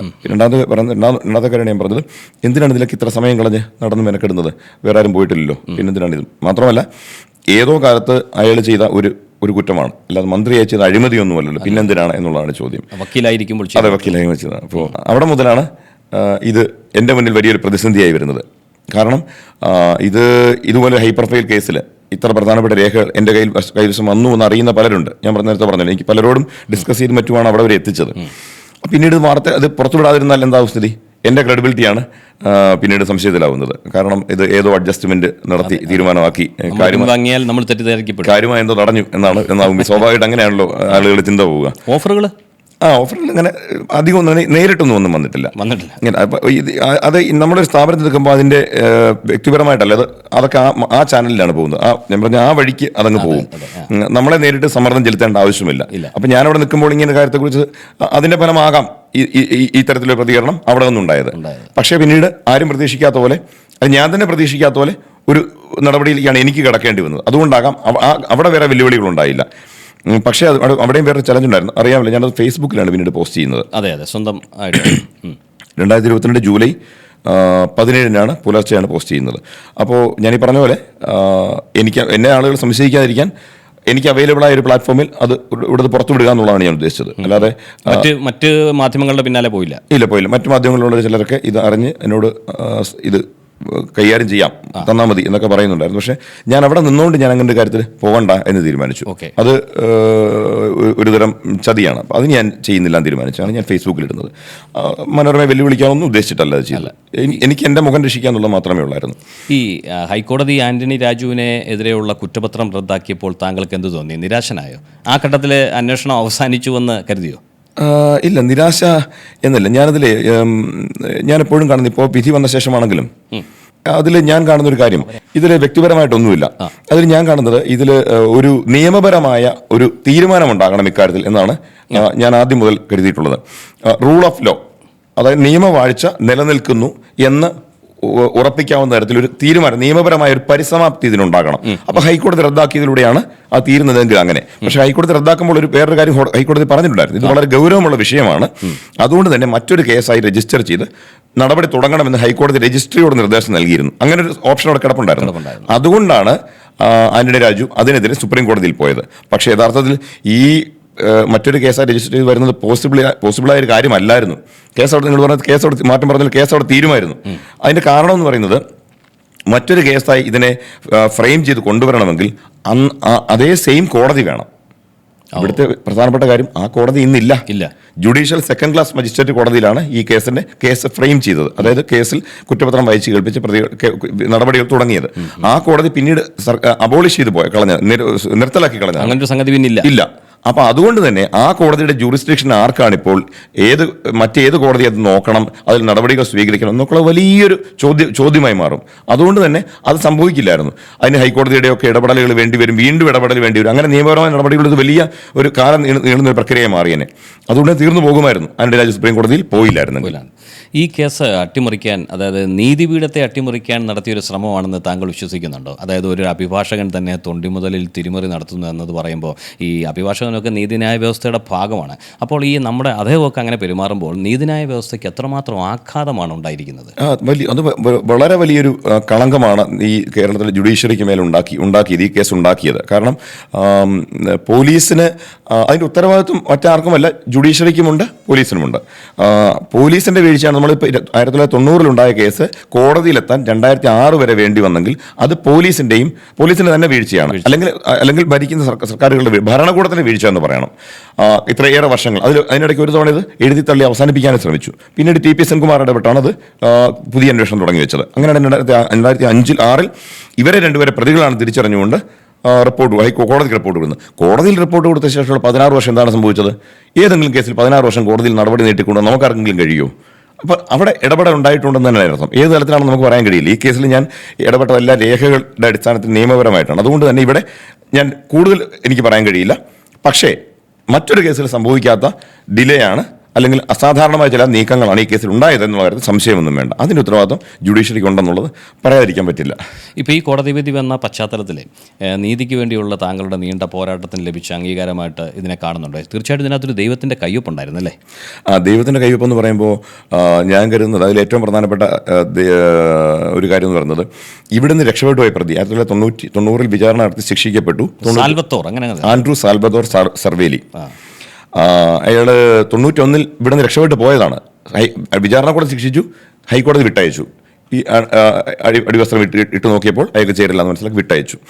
അപ്പോൾ അയാൾ അവിടെ ചെന്ന ശേഷം മറ്റൊരു കേസിൽ പെടുകയാണ്, ഒരു കൊലപാതക കേസ്. ആ കേസിൽ ജയിലിൽ കിടക്കുന്ന പ്രതി ജയിലിൽ കിടക്കുമ്പോൾ ഇയാൾ മറ്റൊരു കൂട്ടുപ്രതിയോട് ഈ കഥ പറയുന്നു. ഒരു പൊങ്ങച്ചം പറഞ്ഞതാകാം, അതെ. അപ്പൊ അങ്ങനെ ഞാൻ അവിടെ കൈക്കൂലി കൊടുത്ത് രക്ഷപ്പെട്ടതാണ് എന്ന്. അപ്പൊ അയാളുടെ സർവേലി ഫാമിലി ഇന്ത്യയിലേക്ക് യാത്ര ചെയ്ത് വന്നു പിന്നാലെ. അങ്ങനെ കൈക്കൂലി കൊടുത്തു എന്നുള്ളത് വിശ്വസിക്കാൻ ഒരുപാട് കാര്യങ്ങളുണ്ടായിരുന്നു. അപ്പൊ ആ കാര്യം അവിടുന്ന് ഈ ഓസ്ട്രേലിയൻ പോലീസ് ഇന്റർപോളിന് റിപ്പോർട്ട് ചെയ്ത്, ഇന്റർപോൾ അത് ഇന്ത്യയിലേക്ക് അയച്ച്, ഇന്ത്യയിൽ വന്ന് കേരള പോലീസിന് വന്ന് കേരളത്തിലെ തിരുവനന്തപുരത്ത് കേസ് രജിസ്റ്റർ ചെയ്ത സിറ്റി പോലീസിന്റെ കമ്മീഷൻ ഓഫീസിൽ ഈ രേഖ കിടക്കുകയാണ്. അതാണ് ദൈവത്തിന്റെ കൈ എന്ന് പറയുന്നത്. ഇതിൽ അന്വേഷണ ഉദ്യോഗസ്ഥനെ ഞാൻ നേരത്തെ പറഞ്ഞ കെ ജയമോഹൻ അതിനെ പറയുന്നത് സത്യം നയിച്ച കേസാണ് ഇതെന്നാണ് പറയുന്നത്. അപ്പോൾ സത്യം ഓസ്ട്രേലിയയിൽ നിന്ന് ഇന്റർപോളിന്റെ രൂപത്തിൽ ആണ് ആദ്യം വരുന്നത്, അദ്ദേഹം പറയുന്നുണ്ട്. അപ്പോൾ ഇപ്പം ഞാൻ അദ്ദേഹത്തോട് ചോദിച്ചു, നമ്മുടെ ഇവിടുത്തെ ജയിലിൽ കിടക്കുന്ന ഒരു പ്രതി ഇങ്ങനൊരു കൺഫെഷൻ നടത്തിയാൽ ഏതെങ്കിലും സാഹചര്യത്തിൽ നമ്മൾ പുറത്തേക്ക് ഏതെങ്കിലും രാജ്യത്തേക്ക് ഇത് അയക്കാൻ വഴിയുണ്ടാവും? അദ്ദേഹം പറഞ്ഞു ഒരിക്കലും ഉണ്ടാവില്ല. അപ്പോൾ അതുകൊണ്ടാണ് ദൈവത്തിന്റെ കൈ എന്ന് അദ്ദേഹം പറയുന്നത്. അപ്പോൾ അങ്ങനെ സത്യം നയിച്ച കേസാണ് എന്നുള്ളത് സംശയമില്ലാത്ത കാര്യമാണ്. ദൈവത്തിന്റെ കൈ ഉണ്ടെന്നുള്ളതും ഉറപ്പുള്ള കാര്യമാണ്. അപ്പോൾ അങ്ങനെ സത്യം നയിച്ച കേസാണ്, അല്ലെങ്കിൽ ദൈവത്തിന്റെ കൈയുണ്ട് എന്ന് പറഞ്ഞാൽ ഒരു സംശയമില്ലാത്ത കാര്യമാണ്. പിന്നെ ഇത് ഞാൻ നടത്തിയ എൻ്റെ ഒരു എഫേർട്ടിൻ്റെ വിജയമാണ് എന്ന് എന്നോട് വളരെ സന്തോഷത്തോടെ പറയുന്ന പലരുമുണ്ട്, ഇപ്പോൾ താങ്കൾ പറഞ്ഞ പോലെയൊക്കെ. അപ്പോൾ പക്ഷേ ഞാനിതിനെ കാണുന്നത് കുറച്ചുകൂടി നിയമവാഴ്ച നിലനിൽക്കുന്നു എന്നുള്ളത് അടിവരയിട്ട് ഉറപ്പിക്കുന്ന ഒരു വിധിയാണ്. അത് ഉറപ്പാക്കാൻ കഴിഞ്ഞു, അതിലൊരു പങ്ക് വഹിക്കാൻ കഴിഞ്ഞു എന്നുള്ള വലിയ സന്തോഷമുള്ള കാര്യമാണ്. കാരണം മറ്റൊന്നുമല്ല, ഏത് ഉന്നതനായാലും എത്ര ആഴത്തിൽ കുഴിച്ചു മൂടിയാലും എത്ര കാലം കഴിഞ്ഞാലും കണക്ക് പറഞ്ഞേ തീരൂ, കണക്ക് പറഞ്ഞേ കാലം പോകാൻ അനുവദിക്കൂ എന്നുള്ള ഒരു സന്ദേശം ഇതിലൂടെ കൊടുക്കാൻ കഴിഞ്ഞു എന്നുള്ളതാണ് എൻ്റെ ഏറ്റവും വലിയ സന്തോഷം. ഒരു കാലത്തിൻ്റെ കാവ്യനീതി എന്ന് വേണമെങ്കിൽ നമുക്ക് ഇതിനെ വിശേഷിപ്പിക്കാം. പക്ഷേ അതിനിടയ്ക്കൊക്കെ ആണെങ്കിൽ അയ്യോ ഞങ്ങളുടെ മന്ത്രിയെ വേട്ടയാടുന്നേ എന്ന തരത്തിലുള്ള ആക്ഷേപങ്ങളൊക്കെ പല കേന്ദ്രങ്ങളിൽ നിന്നും താങ്കളെ ഉന്നം വെച്ച് വരുമ്പോൾ, വ്യക്തിപരമായ അധിക്ഷേപങ്ങൾ ഉണ്ടാകുമ്പോൾ എങ്ങനെയാണ് താങ്കൾ അതിനെ നേരിട്ട് ഈ കേസ് റിപ്പോർട്ട് ചെയ്തതിൻ്റെ പേരിൽ താങ്കൾക്കെതിരെ ഉയർന്നു വന്ന വിമർശനങ്ങളൊക്കെ എങ്ങനെയാണ് കാണുന്നത്? അത് ആദ്യഘട്ടത്തിലുണ്ടായത്. പിന്നീട് കേസ് കോടതികളൊക്കെ ഇടപെട്ട് ഈ അവസ്ഥയിലേക്ക് വരുമ്പോൾ ഈ കോടതിയുടെ തീരുമാനം ഇങ്ങനെ ആയിരുന്നില്ലെങ്കിൽ അത് വേറെ തരത്തിലാകുമായിരുന്നു എനിക്കെതിരെയുള്ളത്. പക്ഷേ അതിലങ്ങനെ ഞാൻ നോക്കിയിട്ട് ഒരുവിധം എല്ലാവരും ഇതിനെ പോസിറ്റീവായിട്ട് കാണുന്നുണ്ട്. പക്ഷേ ഉണ്ട് ഈ പറഞ്ഞ പോലെ മന്ത്രിയെ വേട്ടയാടുന്ന, അല്ലെങ്കിൽ ഇതിൻ്റെ പുറകിൽ ആരാണ് എന്നുള്ളതാണ് പലരും. അനിലിൻ്റെ പുറകിൽ ആരോ ഉണ്ട് എന്നുള്ളതാണ്. അല്ല സ്വയമേ നമ്മുടെ നീതിബോധത്തിൻ്റെ അടിസ്ഥാനത്തിൽ നമുക്ക് ഇങ്ങനെയൊന്നും ഇടപെടാൻ കഴിയുമെന്ന് പലരും വിശ്വസിക്കുന്നില്ല. അപ്പോൾ പുറകിൽ ആരോ ഉണ്ട്. ഗണേഷ് കുമാറാണ് ആന്റണി രാജു ഒഴിവായാലും ഗണേശിന് സാധ്യതയുള്ളൂ എന്നൊക്കെ പറഞ്ഞ് ഗണേഷ് കുമാറാണെന്നും മറ്റു പലരുടെ പേരുകളൊക്കെ, അപ്പോൾ ഇവരുടെ പാർട്ടിയിലെ തന്നെ ചിലരുടെ പേരുകളൊക്കെ, അപ്പോൾ അവരൊക്കെയാണ് എൻ്റെ പുറകിൽ നിന്ന് എന്നെ കൊണ്ട് ചെയ്യിക്കുന്നത് എന്നത് ആരുടെയോ ബിനാമിയാണെന്ന് അതാണ് ഏറ്റവും കഷ്ടം. ആളുകൾക്ക് ഒരു ജേർണലിസ്റ്റ് എന്നുള്ള നിലയ്ക്ക് ഇത് എൻ്റെ ജോലിയുടെ ഭാഗമാണ് ഞാനിത് അന്വേഷിച്ച് പോയത് എന്ന് ചിന്തിക്കാൻ പലരും തയ്യാറാവാതെ അങ്ങനെ ചില ഗൂഢാലോചന സിദ്ധാന്തം ചമയ്ക്കുന്നവരുണ്ട്. അതിലാണ് വിഷമൊന്നുമില്ല, തമാശ തോന്നുന്നത്. അപ്പം ആളുകൾ പറയുന്നുള്ള എൻ്റെ ക്രെഡിബിലിറ്റി ഇപ്പോൾ കോടതി വിധിയോട് വന്ന സാഹചര്യത്തിൽ എനിക്കൊരു ഞാൻ നടത്തിയ എഫേർട്ടിന് പിന്നെ അംഗീകാരം അത് ക്രെഡിബിൾ ആണ് നമ്മൾ എന്നുള്ള കാര്യത്തിൽ സംശയമില്ല. രേഖകളൊന്നും വ്യാജമായിട്ട് ആരും ഉണ്ടാക്കിയതല്ലോ, കോടതിയിൽ നിന്ന് സർട്ടിഫൈഡ് കോപ്പികളായിട്ട് നമ്മൾ എടുത്തതാണ്. അതുകൊണ്ട് തന്നെ മറ്റു ഗൂഢാലോചനക്കാർ പറയട്ടെ എന്ന് മാത്രമേ. ഇന്നത്തെ കാലത്തെ നമ്മുടെ ഈ മാധ്യമപ്രവർത്തനം എന്ന് പറയുന്നത് പലപ്പോഴും ഈ ബ്രേക്കിംഗ് ന്യൂസുകളിൽ മാത്രമായിട്ട് അങ്ങ് ഒതുങ്ങിപ്പോകാറുണ്ട്. ഒരു വാർത്തയ്ക്ക് പിന്നാലെ പോകുന്ന വർഷങ്ങളോളം പോകുന്ന ഈ ഫോളോ അപ്പ് രീതി ഇന്ന് വല്ലാതെ കുറഞ്ഞു വരികയാണ്. എല്ലാവർക്കും ബ്രേക്കിംഗ് ന്യൂസ് മതി. അപ്പം പുതിയ തലമുറയിലെ മാധ്യമപ്രവർത്തകർക്ക് ഈ കേസിലൂടെ നൽകാൻ അനിൽ ഇമ്മാനുവൽ എന്ന ആ ഒരു മാധ്യമപ്രവർത്തനോടുള്ള സന്ദേശം എന്താണ്? സന്ദേശം നൽകാൻ മാത്രമുള്ള അനുഭവ സമ്പത്തുണ്ട് എന്ന് ഞാൻ കരുതുന്നില്ല. ഇല്ല, ഞങ്ങൾ കേരളം അത് തന്നിരിക്കുന്നു. പക്ഷേ അതെ, എനിക്ക് സുഹൃത്തുക്കൾ എന്നുള്ളത് പലരോടും ഈ ദിവസങ്ങളൊക്കെ പലരും വിളിച്ച് വളരെ സന്തോഷം എന്നോട് പറയുന്നുണ്ട്. അപ്പോൾ അവരൊക്കെ പറയുന്ന ഒരു കാര്യം, ഈ മാപ്ര എന്ന് വിളി കേൾക്കേണ്ടി വരുന്ന കാലത്ത് ആരെങ്കിലും നമ്മുടെ കൂട്ടത്തിൽ നിന്ന് ആരെങ്കിലുമൊക്കെ ഇങ്ങനെയൊക്കെ അംഗീകാരം നേടുന്നു എന്നുള്ളതിൽ സന്തോഷമുണ്ട് എന്ന് വളരെ സന്തോഷത്തോടെ പറഞ്ഞ പ്രധാനപ്പെട്ട ചാനലുകളിലൊക്കെ ഉള്ള തലപ്പത്തുള്ള ആളുകൾക്ക് പലരും ഉണ്ട്. അപ്പോൾ അതിൻ്റെ ഒരു അപ്പോൾ ഈ ശരിയാണ്, ബ്രേക്കിംഗ് ന്യൂസുകൾക്ക് ആയുസുള്ളൂ എന്നുള്ളൊരവസ്ഥയാണ്. ഫോളോ അപ്പ് തീരെ ചെയ്യാൻ ഇവരിൽ പലർക്കും കഴിയാത്ത സാഹചര്യവുമാണ്. അതിനിപ്പോൾ നമ്മൾ മാധ്യമങ്ങളെ അവരെ മാത്രം പറഞ്ഞിട്ട് കാര്യമുണ്ടോയെന്ന് എനിക്ക് സംശയമുണ്ട്. നല്ല സിനിമകൾ ഉണ്ടാകുന്നില്ല എന്ന് പറഞ്ഞ് വിലാപങ്ങൾ ഇടയ്ക്കിടെ ഉണ്ടാവാറുണ്ട്. അപ്പം നല്ല സിനിമ ഉണ്ടാക്കിയാൽ കാണാൻ ആരുണ്ട് എന്ന ചോദ്യവും ഉയരാറുണ്ട്. എന്ന് പറഞ്ഞ പോലെ ഈ ഫോളോ അപ്പുകൾ ഈ ഏതെങ്കിലും ഒരു വാർത്തയുടെ ഫോളോ അപ്പുകളായിട്ട് നിരന്തര ഫോളോ അപ്പുകളായിട്ട് മാത്രം പോയാൽ അത് എത്ര പേര് കാണും? പുതിയ വാർത്തയിലെ ആളുകൾക്ക് ആവശ്യം ബ്രേക്കിംഗ് ന്യൂസ് കാണുമ്പോൾ ആളുകൾ ടി വിയുടെ മുമ്പിൽ ഇരിക്കുക അല്ലെങ്കിൽ വാർത്തയിലേക്ക് വരിക എന്നുള്ള വലിയൊരു ചോദ്യമുണ്ട്. അപ്പോൾ ഫോളോ അപ്പുകൾക്ക് മാർക്കറ്റ് ഉണ്ടോ എന്നുള്ളതാണ് പ്രധാന പ്രശ്നം. പക്ഷെ ഞാൻ എല്ലാ കാലത്തും ഫോളോ അപ്പുകൾ ശ്രദ്ധിച്ചിരുന്നു. ഫോളോ അപ്പ് എൻ്റെ ഒരു വീക്ക്നെസ് ആണെന്ന് വേണേൽ പറയാം. ഈ ഒരു വിഷയം സീരിയസ് ആണെന്ന് തോന്നിയാൽ പിന്നെ അതിൻ്റെ പിന്നാലെ നടന്ന് സമയം കളയാന്നുള്ളൊരു പ്രശ്നം എനിക്കുണ്ട്. എൻ്റെ ബ്യൂറോ ചീഫ് വരുന്ന ഒരാൾ മുമ്പ് അത്തരം ചില ആക്ഷേപം പറഞ്ഞിട്ടുണ്ട്. അതായത് അനിലിനെ കാണാൻ ആളുകൾ ഇവിടെ വരുന്നത് കണ്ടാൽ ജനസമ്പർക്കത്തെ മുഖ്യമന്ത്രി കാണാൻ പോകുന്നത് പോലെയാണ് എന്ന് പറഞ്ഞിട്ടുണ്ട്. അപ്പം അങ്ങനെയൊക്കെ ആളുകളെ ഇങ്ങനെ കണ്ടും പറഞ്ഞ് സമയം കളയുന്നു എന്നുള്ളതാണ് അദ്ദേഹം ഉദ്ദേശിച്ചത്. അപ്പോൾ പക്ഷേ അത് ചില സമയങ്ങളിലെങ്കിൽ അത് റിസൾട്ട് ഉണ്ടാക്കും. ഇമ്മീഡിയറ്റ് ആയിട്ട് ഇന്നോ നാളെ അല്ലെ ഈ ആഴ്ചയോ അടുത്ത ആഴ്ചയോ കൊടുക്കാനുള്ളൊരു വാർത്തയായിട്ട് വന്നില്ലെങ്കിലും വർഷങ്ങൾക്ക് ശേഷമല്ല അതിൻ്റെ റിസൾട്ട് ഉണ്ടാകുമെന്ന് ഞാൻ വളരെ കൃത്യമായി മനസ്സിലാക്കിയിട്ടുണ്ട്. അതിൻ്റെ അടിസ്ഥാനത്തിൽ ഞാൻ ആ ഫോളോ അപ്പ് നടത്തിയ സമയങ്ങളെ തന്നെ തീരുമാനിച്ചിട്ടുണ്ട് ഇനിയായാലും. ശ്രീ അനിൽ, ഞാൻ താങ്കളെ വല്ലാതെ നിരീക്ഷിച്ചുകൊണ്ടിരുന്ന ഒരു മനുഷ്യനായിരുന്നു. അപ്പോൾ ഞാൻ താങ്കളിൽ കണ്ട ഒരു വലിയ ഗുണമെന്ന് പറയുന്നത് താങ്കൾ ചില സഹിഷ്ണുതയൊക്കെ ഉള്ള ആളാണ്. ഈ സംഗതികളുടെ പുറകെ അലയാൻ മനസ്സുള്ളപ്പോഴും പൊട്ടിത്തെറിക്കുന്നില്ല, വളരെ സഹിഷ്ണുതയോടെ ഇരിക്കുന്നു. ഇപ്പോൾ ഞാനത് പറയാൻ കാര്യം, താങ്കൾ മുൻപ് ഏറെക്കാലം ജോലി ചെയ്തിരുന്ന ഒരു മാധ്യമ സ്ഥാപനം ഈ വാർത്ത മുക്കിക്കളഞ്ഞു. അതുപോട്ടെ, ഈ വാർത്തയ്ക്ക് ഒടുവിൽ സത്യം കോടതി തന്നെ വെളിപ്പെടുത്തിയപ്പോൾ പോലും ഇത് നമ്മുടെ അനിൽ ഇമ്മാനുവൽ കൂടിയിട്ടാണ് ഇത് ഇത്രയും സംഗതി കൊണ്ടുവന്നത് കേട്ടോ എന്നൊരു വരി പോലും ഏതെങ്കിലും ഒരു കോളത്തിൽ എഴുതാൻ അവർ ഒരു മനസ്സ് കാണിച്ചില്ല. അപ്പോൾ സത്യം പറഞ്ഞാൽ എനിക്ക് ഈ കേസുമായിട്ടൊരു ബന്ധമൊന്നും ഇല്ലെങ്കിൽ പോലും ഇതിൻ്റെ പിന്നിൽ അലഞ്ഞ ഒരു മനുഷ്യനെ ഇങ്ങനെ അങ്ങ് തമസ്കരിക്കാൻ എങ്ങനെ കഴിയുന്നു എന്നുള്ള ഒരു ധാർമ്മിക രോഷം എൻ്റെ ഉള്ളിലുണ്ടായിരുന്നു. പക്ഷേ അപ്പോഴും ഞാൻ അനിലിനെ ശ്രദ്ധിക്കുകയാണ്. എനിക്കുണ്ടായ രോഷം പോലും അനിൽ പുറത്ത് കാണിക്കുന്നില്ല. അപ്പം അവരെ കുറ്റം പറയാനോ നോക്കിയേ ഇപ്പോൾ കണ്ടില്ലേ കോടതി പറഞ്ഞ് കണ്ടില്ലേ ഞാൻ സത്യമാണ് ചെയ്തതെന്ന് എന്നൊന്നും പറഞ്ഞ് ഒന്നും നിൽക്കാതെ അക്ഷോഭ്യനായി അനിൽ നിലകൊള്ളുകയാണ്. എങ്ങനെ സാധിക്കുന്നു? അതിൽ ഞാൻ വാർത്തയിലാണ് കോൺസെൻട്രേറ്റ് ചെയ്യുന്നത്. നമ്മൾ വാർത്തയ്ക്ക് പുറത്തുള്ള മറ്റ് ഇമോഷൻസിൽ പിടിച്ച് അതിനെ ഫോളോ അപ്പ് ചെയ്ത് പോയാൽ നമ്മുടെ ജോലി ചെയ്യാനുള്ള സമയവും ഊർജ്ജവും എല്ലാം പോകുന്നു എന്നാണ് ഞാൻ പലപ്പോഴും കാണാറുള്ളത്. പിന്നെ ഈ പർട്ടിക്കുലർ വിഷയത്തിൽ എടുക്കുകയാണെങ്കിൽ ഞാനിപ്പോൾ ആണ് അതിനെക്കുറിച്ച് ആലോചിച്ച് എന്നോട് പലരും പറഞ്ഞിട്ടുണ്ട് ഒരു വരി പോലും കൊടുത്തില്ലല്ലോ, അവർ ഒരു വരി പോലും കൊടുത്തിട്ടില്ല. അതിൽ TP സെൻകുമാർ എൻ്റെ പേരെടുത്ത് പറഞ്ഞ് മാധ്യമങ്ങൾക്ക് മുന്നിൽ പറഞ്ഞിരുന്നു, അതെല്ലാം അവർ കട്ട് ചെയ്ത് കളഞ്ഞു. പിന്നെ ചിലർക്ക് എനിക്ക് അവരുടെ ചില പ്രോഗ്രാമിനിടയിൽ വന്ന കമൻസ് ഒക്കെ സ്ക്രീൻഷോട്ട് എടുത്ത് എനിക്ക് പലരും അയച്ചു തന്നിരുന്നു. അവിടെ എല്ലാം ഇപ്പോൾ പറഞ്ഞതുപോലെ ആളുകൾ പലരും വികാരം കൊണ്ട് അവരോട് ചോദ്യങ്ങൾ ചോദിക്കുന്നുണ്ട്. അനിൽ ഇമ്മാനുവലിൻ്റെ ഇടപെടലൊക്കെ നിങ്ങൾക്ക് എന്താ പറയാൻ കഴിയില്ലേ എന്നൊക്കെ പറഞ്ഞ് അങ്ങനെ ചോദിക്കുന്നവരുണ്ട്. പക്ഷെ ഞാൻ കാണുന്നത് ഇതിൽ ഇപ്പോൾ പറഞ്ഞപ്പോൾ ഞാൻ ആലോചിക്കുകയായിരുന്നു, എനിക്ക് ആ സ്ഥാപനം എന്നെ മോൾഡ് ചെയ്തതിലൊരു വലിയ പങ്ക് ഈ മനോരമയ്ക്കുണ്ട്. കാരണം 17 വർഷമാണ് ഞാൻ അവിടെ ജോലി ചെയ്തത്. എൻ്റെ നല്ല പ്രായത്തിൽ നിന്ന് വേണമെങ്കിൽ പറയാം. അപ്പോൾ എന്നെ ഒരുപാട് സ്വാധീനിച്ചിട്ടുണ്ട് ആ സ്ഥാപനവും അവിടുത്തെ കൾച്ചറും. ആ സ്ഥാപനത്തിൽ ഞാൻ ജോയിൻ ചെയ്യുന്ന കാലത്ത് മാത്തുക്കുട്ടിച്ചായൻ ഉണ്ടായിരുന്നു. മാത്തുക്കുട്ടിച്ചായൻ എൻ്റെ ഒരു സെഷൻ ഞങ്ങൾ ചാനൽ 2006 ചാനൽ തുടങ്ങുമ്പോൾ തന്നെ അന്നുണ്ട്. ഒരു രണ്ട് മാസത്തോളം നീളുന്ന ഒരു ക്യാമ്പൊക്കെ ഉണ്ടായിരുന്നു. അതിനുശേഷമാണ് ചാനൽ തുടങ്ങുന്നത്. അപ്പോൾ അന്ന് മാത്തുക്കുട്ടിച്ചായൻ ഒരു ദിവസം സംസാരിക്കുമ്പോൾ ഇങ്ങനെ പറയും, don't hit below the belt എന്ന് നമ്മുടെ ഒരു പോളിസിയാണ്, സ്ഥാപനത്തിൻ്റെ പോളിസിയാണെന്ന് പറയും. അപ്പോൾ ആരെയും മാന്യമായിട്ട് ആക്രമിക്കുക എന്നുള്ളൊരു ശീലം ആ സ്ഥാപനത്തിനുണ്ട്. അതിൻ്റെ ഒരു സംസ്കാരമാണത്. അത് ഞാൻ ശീലിച്ചിട്ടുണ്ട്. പിന്നീട് ഇങ്ങോട്ട് വരുമ്പോൾ അവിടെയുള്ള വ്യക്തികളുടെ ഇടപെടലിലാണ് ഒരുപാട് മോശം പ്രവണതകൾ ഉണ്ടാകുന്നത്. അതുകൊണ്ട് മാത്രം ആ സ്ഥാപനത്തെ വിമർശിക്കാനോ അല്ല അതിനെ അപകീർത്തിപ്പെടുത്താനോ ഞാൻ ശ്രമിക്കരുത് എന്നൊരു ബോധ്യം എനിക്കുണ്ട്. അപ്പോൾ അതുകൊണ്ട് തന്നെയാണ് ഞാൻ അക്കാര്യത്തിൽ ഒരു പരിധിക്കപ്പുറത്ത് അത്തരം കാര്യങ്ങൾ ഒഴിവാക്കുന്നത്. പിന്നെ എൻ്റെ ഒരു ശീലത്തിലും പെടുന്ന കാര്യമല്ല അങ്ങനെ. ഞാൻ എല്ലായ്പ്പോഴും വാർത്തയിൽ കോൺസെൻട്രേറ്റ് ചെയ്താണ് പോകുന്നത്. അപ്പോൾ അതാണ് നമ്മുടെ ജോലി. അതല്ലാതെ ബാക്കിയെല്ലാം വഴിയെ വന്നോളും. ആളുകൾ നമ്മുടെ പ്രയത്നത്തെ പലരും തിരിച്ചറിയുന്നുണ്ട്, അതിനെക്കുറിച്ച് നല്ല വാക്കുകൾ പറയുന്നുണ്ട്.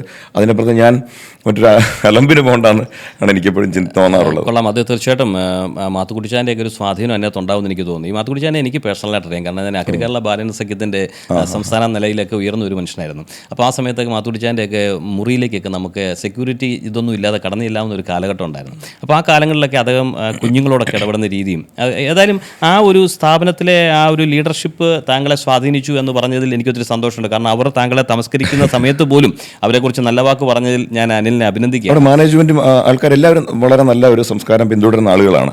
ബിസിനസ് താല്പര്യങ്ങൾ പലപ്പോഴും ഉണ്ടാവാറുണ്ട്. എങ്കിൽ പോലും വളരെ മാന്യമായ ഒരു സംസ്കാരം ആ സ്ഥാപനം പുലർത്തുന്നുണ്ടെന്നുള്ള കാര്യത്തിൽ മറ്റ് പല സ്ഥാപനങ്ങളെ അപേക്ഷിച്ച് അങ്ങനെ ഒരു രീതിയാണ് അവർ കൊണ്ടത്. പിന്നെ ഓഫ് കോഴ്സ് എനിക്കെൻ്റെ കുടുംബത്തിൽ നിന്നുള്ള ഈ വിഷയങ്ങൾ വരും, ഇതുപോലെ തന്നെ വരുമ്പോൾ വീട്ടിൽ നിന്ന് എൻ്റെ പേരൻസ് പറയാറുണ്ട്, നമ്മളായിട്ട് അവരെ ഒന്നും പറയണ്ട കേട്ടോ എന്ന് പറയാറുണ്ട്. അപ്പം അവരോടും പലരും ഈ വിഷയം ഇതിങ്ങനെ ഷെയർ ചെയ്യുന്നുണ്ട് ഈ സ്ഥാപനത്തിനെതിരെ. അപ്പോൾ അതുകൊണ്ട് അവരും എന്നോട് അങ്ങനെ പണ്ട് മുതലേ അങ്ങനെ ഒരു രീതിയാണ് ഞാനും കണ്ടു വളർന്നിട്ടുള്ളത്. പിന്നീട് അതുപോലെ എടുത്തു പറയേണ്ട ഒരു പേര് സിറിൽ മാത്യു മണലോടിപ്പറമ്പിൽ. എൻ്റെ ഗുരുവെന്നോ ഫ്രണ്ടെന്നോ ബ്രദറെന്നോ ഒക്കെ പറയാവുന്ന തരത്തിൽ ഒരു മെൻ്ററായിരുന്ന ആൾ. അദ്ദേഹം ഏതാനും വർഷം മരിച്ചുപോയി. എന്നെ 5ാം ക്ലാസ് മുതൽ സൺഡേ സ്കൂളിൽ പഠിപ്പിച്ചിട്ടുണ്ട്. പിന്നീട് ഞങ്ങൾ ഒരുമിച്ച് സൺഡേ സ്കൂളിൽ പഠിപ്പിച്ചിട്ടുണ്ട്. പിന്നീട് കോളേജിൽ എന്നെ അദ്ദേഹം പാർട്ട് ടൈം ലെക്ചറായിട്ടൊക്കെ ഉണ്ടായിരുന്നു. അപ്പോൾ അങ്ങനെ എന്നെ പഠിപ്പിച്ചിട്ടുണ്ട്. എല്ലാ കാര്യത്തിലും എനിക്കൊരു വഴികാട്ടിയായിരുന്നു. എന്നേക്കാൾ കാര്യമായ പ്രായവ്യത്യാസം ഉണ്ടായിരുന്നെങ്കിൽ പോലും ഞങ്ങളെല്ലാം തോളിക്കേട്ട് നടക്കുന്നൊരു അങ്ങനെ തന്നെ നടന്നു തന്നെയാണ് അദ്ദേഹം നമ്മളെ ഒരുപാട് കാര്യങ്ങൾ പഠിപ്പിക്കുന്നത്. ഏത് കാര്യത്തിലും ആരോടും വിയോജിക്കാൻ മടിക്കേണ്ടതില്ല. പക്ഷേ മാന്യമായി ആ വിയോജിപ്പ് പ്രകടിപ്പിക്കുക. അതുപോലെ സഹിഷ്ണുതയോടെ എല്ലാത്തിനോടും പെരുമാറുക. ഏത് കാര്യത്തിൻ്റെയും ഒരു അതർ സൈഡ് ചിന്തിക്കുക. നമ്മോട് എത്ര ശത്രുതയോടെ പെരുമാറുന്നവരുടെയും മനസ്സ് കാണാൻ ശ്രമിക്കുക. ഇങ്ങനെയൊക്കെ ഒരുപാട് കാര്യങ്ങൾ നമ്മളെ ഒരു ഔപചാരികമല്ലാതെ അദ്ദേഹത്തിൻ്റെ ജീവിതത്തിലൂടെയും പെരുമാറ്റം നമ്മളെ പഠിപ്പിച്ച ഒരാളാണ്. അപ്പോൾ ഇതുപോലുള്ള ഈ ക്രൈസിസ് സിറ്റുവേഷൻസിലൊക്കെ ഞാൻ അദ്ദേഹത്തെ ഓർക്കാറുണ്ട്. അത് അദ്ദേഹത്തെ ഓർക്കാൻ വേണ്ടി ഓർക്കുന്നതല്ല, നമ്മൾ ഓരോ സാഹചര്യങ്ങളിൽ മാന്യമായി പെരുമാറുന്നത് എങ്ങനെയാണ് എന്ന് ആലോചിക്കുമ്പോൾ ഒരു പൊട്ടിത്തെറിക്കേണ്ട സാഹചര്യം ഉണ്ടാകുമ്പോൾ പോലും ഞാൻ ചിലപ്പോൾ ഓർക്കാറുണ്ട്.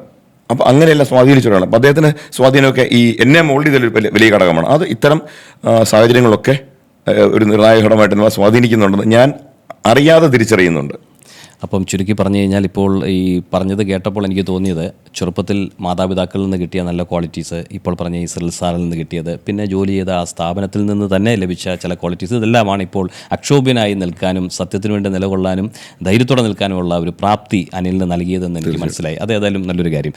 ദൈവവിശ്വാസിയാണെന്ന് ആദ്യമേ നമ്മൾ സംസാരിച്ചപ്പോൾ പറഞ്ഞായിരുന്നല്ലോ അല്ലേ. അപ്പോൾ ഇമ്മാനുവൽ എന്ന പേരിൻ്റെ അർത്ഥം ദൈവം നമ്മോട് കൂടെ എന്നാണ്.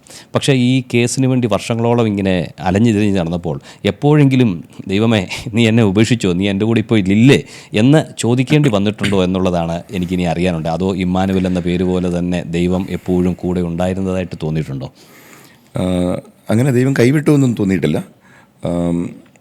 പക്ഷേ പ്രതിസന്ധി ഉണ്ടാകുമ്പോൾ നമ്മൾ സ്വാഭാവികമായിട്ട്, അത് ഞാൻ നേരത്തെ പറഞ്ഞാണ് വലിയൊരു പ്രതിസന്ധി. ഈ കേസിന് വേണ്ടി നടക്കുമ്പോഴുണ്ടായ ഏറ്റവും വലിയ പ്രതിസന്ധി ഇത് പബ്ലിഷ് ചെയ്യാൻ ഒരു പ്ലാറ്റ്ഫോം ഇല്ല എന്നുള്ളതായിരുന്നു. അവിടെ എനിക്ക് പക്ഷേ ഒരു ഘട്ടത്തിൽ ജീവിതത്തിൽ ഒരു ഘട്ടത്തിൽ നിരാശയൊന്നും തോന്നിയിട്ടില്ല. എനിക്ക് ഒരു ആത്മധൈര്യമുണ്ട്. അപ്പോൾ അതുകൊണ്ട് തന്നെ ഏത് പ്രതിസന്ധിയും മറികടന്ന് പോകാൻ കഴിയുമെന്നുള്ള വിശ്വാസമുണ്ട്. അതുപോലെ തന്നെ നമ്മുടെ ജോലിയിലൂടെ വർക്ക് ഈസ് വർഷിപ്പ് എന്ന് ഞാൻ പറയാറുണ്ട്. അപ്പോൾ നമ്മുടെ ജോലിയിലൂടെയാണ് നമ്മൾ ആരാധനയായി മാറുന്നത്. എന്ന് വെച്ചാൽ ഞാൻ പലപ്പോഴും എൻ്റെ സഹപ്രവർത്തകരോടും എൻ്റെ ജൂനിയേഴ്സിനോടൊക്കെ പറയാറുണ്ടായിരുന്നു, നമ്മുടെ ഈ ജോലി കൊണ്ട് നമ്മളൊന്ന് ഫോൺ എടുത്ത് ഡയൽ ചെയ്താൽ ഒരാളുടെ ഒരു ആയുസിൻ്റെ പ്രശ്നങ്ങൾ ചിലപ്പോൾ തീർക്കാൻ പറ്റും. വലിയ ഈ സർക്കാർ സംവിധാനത്തിലൊക്കെ ഉള്ള തടസ്സങ്ങളൊക്കെ ആയിട്ട് പരാതികളൊക്കെ ആയിട്ട് പറയാൻ വരുന്ന ആളുകളെ എനിക്കങ്ങനെ പലപ്പോഴും ഇടപെടാൻ കഴിഞ്ഞിട്ടുണ്ട്. അപ്പോൾ അങ്ങനെയുള്ള ഒരു കാര്യം കൂടെ നമ്മൾ പ്രത്യേകിച്ച് ഈ പ്രധാനപ്പെട്ട മാധ്യമ സ്ഥാപനങ്ങളിലേക്ക് ഇരിക്കുന്നവർക്ക് അങ്ങനെ വലിയ ഇടപെടൽ നടത്താൻ കഴിയും. നമ്മളുടെ ഒരു യെസ്, അതെ, നമ്മുടെ ഒരു യെസ്, അതെ അതെ തീർച്ചയായിട്ടും. ഞാൻ തന്നെ നമുക്ക് നേരിട്ട് ഈ പോലീസ് കേസ്, ഞാൻ കൂടുതൽ പോലീസ് കേസും കാര്യങ്ങളൊക്കെയാണ് നോക്കിയിട്ടുള്ളത്. അതുകൊണ്ട് തന്നെ ഞാൻ തിരുവനന്തപുരത്ത് ജോലി ചെയ്യുന്ന കാലത്തൊക്കെ ഈ പലിശ ഇടപാട് വലിയ പ്രശ്നമായിരുന്നു. ഒരുപാട് പേരുടെ ഈ ബ്ലേഡ് പലിശക്കാർ കാരണം ആത്മഹത്യ ചെയ്യേണ്ട സാഹചര്യങ്ങളൊക്കെ ഉണ്ടായിരുന്നു. അപ്പോഴൊക്കെ ഒരു പ്രധാനപ്പെട്ട ചാനൽ എന്നുള്ള മനോരമയിലെ റിപ്പോർട്ടറെ തേടി വരുന്ന ആളുകൾ ഒരുപാട് പേർ, ഞാൻ നേരത്തെ പറഞ്ഞാൽ അനിലിനെ തേടി വരുന്ന ആളും മുഖ്യമന്ത്രി കാണാൻ ജനസമ്പർക്കത്തിൽ എന്ന് പറഞ്ഞ പോലെ ഒക്കെ വരുന്നവരുണ്ടായിരുന്നു. അപ്പം നമ്മളവരെ വിളിച്ചിട്ട് ഒന്ന് കേൾക്കുക. ഞാൻ അന്ന് ADGP ആയിരുന്ന, പിന്നെ DGP ആയിട്ട് വിരമിച്ച ഹേമേന്ദ്രൻ ഉണ്ട്. അദ്ദേഹം വളരെ ഇതുപോലെ ആളുകളെ സഹായിക്കുന്ന കാര്യത്തിൽ സാധാരണ ഓഫീസർമാർക്ക് ഇല്ലാത്തൊരു ഒരു സമീപനം അദ്ദേഹത്തിനുണ്ട്. അദ്ദേഹത്തിനും TP സെൻകുമാറിനൊക്കെ ഉണ്ടായിരുന്നു. സാധാരണക്കാർ ഏത് സമയത്തും അദ്ദേഹം കാണും. അപ്പം എനിക്ക് നേരിട്ട് വാർത്തയിലൂടെ ഇടപെടാൻ സാഹചര്യമില്ലാത്ത ചില സാഹചര്യങ്ങൾ ഞാൻ അദ്ദേഹത്തോട് പറഞ്ഞിട്ടുണ്ട്. ഞാൻ ചില ആളുകളെ അങ്ങോട്ട് വിട്ടാലൊന്ന് കാണണേ എന്ന് പറഞ്ഞിട്ടുണ്ട്. അപ്പം ഞാൻ ഒരുപാട് ആൾക്കാർ, ഈ ബ്ലേഡ് പലിശക്കാരുടെ കിണിയിൽപ്പെട്ട ഒരുപാട് ആളുകളെ ഞാൻ അദ്ദേഹത്തിൻ്റെ അടുത്ത് പറഞ്ഞു വിട്ടിട്ടുണ്ട്. അദ്ദേഹം അപ്പോൾ തന്നെ അത് കേൾക്കുക, കൺസേൺഡ് പോലീസ് സ്റ്റേഷനിലേക്ക് SP-ക്ക് ഡയറക്ഷൻ കൊടുക്കുക. പലപ്പോഴും ഈ പലിശക്കാരുടെ വീട് റെയ്ഡ് ചെയ്ത് ഇവരുടെ രേഖകൾ പിടിച്ചെടുക്കുകയൊക്കെ ചെയ്യും. കാരണം ഇവരുടെ വീടിൻ്റെ വസ്തുവിൻ്റെ രേഖകൾ പിടിച്ചു വെച്ചിട്ടാണ് അവർ ഭീഷണിപ്പെടുന്നത്. ആ രേഖകൾ വീണ്ടെടുക്കുക, ന്യായമായ പലിശ എത്രയാണ് തിരിച്ചു കൊടുക്കാനുള്ളത് നോക്കി അത് കണക്ക് കൂട്ടുക. പോലീസ് കേസ് ആക്കാതെ പോലും പലതും സെറ്റിൽ ചെയ്ത് ആളുകളുടെ ജീവിതം തിരിച്ചു പിടിക്കാൻ സഹായിച്ചിട്ടുണ്ട്. അപ്പം അങ്ങനെയൊക്കെയുള്ള കാര്യങ്ങൾ ഒരു മാധ്യമപ്രവർത്തകൻ ചെയ്യാൻ കഴിയുമ്പോൾ അതാണ് ഈ ദൈവാരാധനയേക്കാൾ പ്രധാനപ്പെട്ട കാര്യം എന്ന് ഞാൻ വിചാരിക്കുന്നുണ്ട്. അപ്പം അതിലൂടെ ദൈവം നമ്മളെയും കാത്തുകൊള്ളും എന്നാണ് ഞാൻ വിചാരിക്കുന്നത്. ഒരു വിശ്വാസം അല്ലേ? ഏതായാലും ചങ്ങനാശ്ശേരിയിൽ കുറേ സൗഹൃദ വലയുള്ളതായിട്ട് എനിക്കറിയാം. ഇപ്പോഴും അതെല്ലാം കീപ്പ് ചെയ്യാൻ പറ്റുന്നുണ്ടോ? അതെല്ലാം കൈവിട്ടു പോയോ? ഇല്ല, ഒരിക്കലും കൈവിട്ടു പോയിട്ടില്ല. നിരന്തരം ബന്ധപ്പെടാൻ കഴിയുന്നില്ലെങ്കിലും ഒക്കെ നിലനിർത്തി തന്നെ പോകാൻ കഴിയുന്നുണ്ട്. അതിൽ എൻ്റെ ജീവിതത്തിൽ പല ഘട്ടങ്ങളിലും ഇടപെട്ടിട്ടുള്ള ഒരാളാണ് സെബിൻ ജോൺ, മാർക്കറ്റിൽ തെങ്ങുംപള്ളി, അതെ. പിന്നീട് അതുപോലെ ജസ് മുക്കാടനുണ്ട്. ഇപ്പോൾ നമ്മുടെ തൊട്ടടുത്ത് ഈ വാർഡ് കൗൺസിലർ എഴുതിയ മാർട്ടിൻ സ്കറിയുണ്ട്. പിന്നെ അങ്ങനെ പ്രമോദ്, പേര് പറയാനാണ് ധാരാളം, അങ്ങനെ ഒരുപാട് ആൾക്കാരുണ്ട്. അപ്പോൾ ഈ നീണ്ട പോരാട്ടത്തിനിടയിൽ സത്യം തെളിയുമ്പോൾ താങ്കൾക്ക് ലഭിക്കുന്ന ഒരു വലിയ സംതൃപ്തി അതെനിക്ക് എൻ്റെ മനക്കണ്ണിൽ കാണാൻ പറ്റുന്നുണ്ട്. എന്നാലും താങ്കളിൽ നിന്ന് കേൾക്കാൻ ഞാൻ ആഗ്രഹിക്കുന്നത് എന്താണ് ആ സംതൃപ്തി? സംതൃപ്തി എന്ന് പറയുന്നത് ഒരു മാധ്യമപ്രവർത്തകൻ എന്നുള്ള നിലയ്ക്ക് ഒരു ചെറിയൊരു സ്പേസ് അടയാളപ്പെടുത്താൻ കഴിഞ്ഞു എന്നുള്ളത് ഇതിലൂടെ വരുന്നുണ്ട്. അത് വ്യക്തിപരമായിട്ടല്ല ഞാൻ കാണുന്നത്. ഈ പറഞ്ഞ പോലെ ഇത്തരം ചില നന്മകൾ ചെയ്യാൻ സാഹചര്യമുണ്ടായി എന്നുള്ളത് കൊണ്ട് ആ നന്മകൾ ഞാൻ പറഞ്ഞത് മാധ്യമപ്രവർത്തനം ഒരു വളരെ വിശുദ്ധമായ ഒരു ജോലിയായിട്ടാണ് ഞാൻ കണക്കാക്കുന്നത്. അപ്പോൾ അതിൻ്റെ ഒരു വിശുദ്ധി നഷ്ടപ്പെട്ടിട്ടില്ല എന്ന് ചിലർക്കെങ്കിലും ബോധ്യപ്പെടുന്നെങ്കിൽ അതിലെനിക്ക് സംതൃപ്തിയുണ്ട്. അതാണ് ഏറ്റവും പ്രധാനപ്പെട്ട കാര്യമെന്ന് എനിക്ക് തോന്നുന്നത്. കാരണം ഇക്കാലത്ത് മാധ്യമപ്രവർത്തനം മേഖല വളരെ സംശയനിഴലാകുകയും ആളുകൾക്ക് വിശ്വാസ്യത നഷ്ടപ്പെടുകയും ചെയ്യുന്ന ഒരു കാലഘട്ടത്തിൽ ഈ ജോലിയിൽ നിൽക്കുന്ന ഒരാളെന്നുള്ള നിലയ്ക്ക് അത്രയെങ്കിലും ചെയ്യാൻ കഴിഞ്ഞു എന്നുള്ളത് ചാരിതാർത്ഥ്യമുണ്ട്. അതെ. അപ്പോൾ എല്ലാ നന്മകളും തരുന്നു. നന്ദി, സന്തോഷം. മാധ്യമപ്രവർത്തനം എന്നത് വെറുമൊരു ജോലിയല്ല, അതൊരു സോഷ്യൽ ഓഡിറ്റിംഗ് കൂടിയാണ്. ബ്രേക്കിംഗ് ന്യൂസിന് പിന്നാലെ ഓടുമ്പോൾ നാം പലപ്പോഴും വലിയ സത്യങ്ങൾ വിട്ടുപോകാറുണ്ട്. ഒരു വാർത്തയെ അതിൻ്റെ അവസാനം വരെ പിന്തുടരാനുള്ള ക്ഷമയാണ് യഥാർത്ഥ ജേർണലിസ്റ്റിന് വേണ്ട ഏറ്റവും വലിയ ഗുണം.